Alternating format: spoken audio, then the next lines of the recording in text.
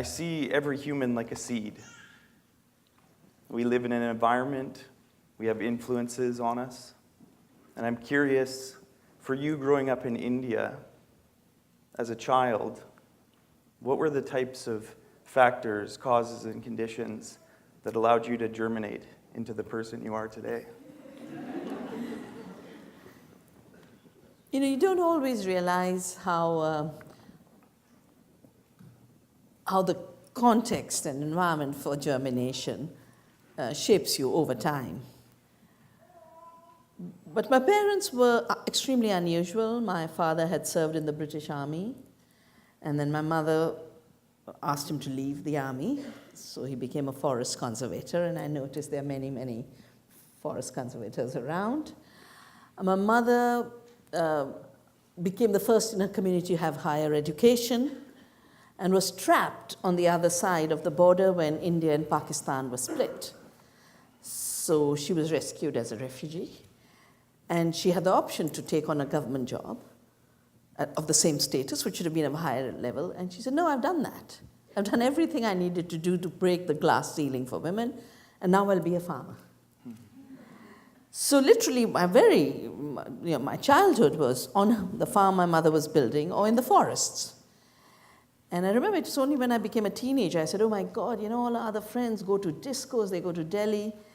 And our dad said, you want to go to a disco? Let's get into the car. And he drove us 6 hours. And we went into this underground place and dark and seedy. And then we realized, oh my God, the forest is so much fun. The farm is so much fun.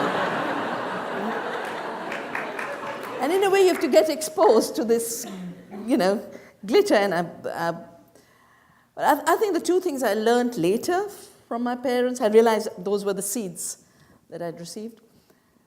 The first was they never said no to us. They lived their lives, and if we had crazy ideas, they said, go do it. And very rapidly, we'd realize, no. Yeah. So at a certain point, I wanted to chuck science, because all my friends were doing humanities.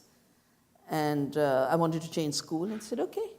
And within a day, I was so bored with history and literature, I came right back to science. I think the other thing that I think is probably the most important lesson, because they lived this every day themselves. They said you have to live a life without fear.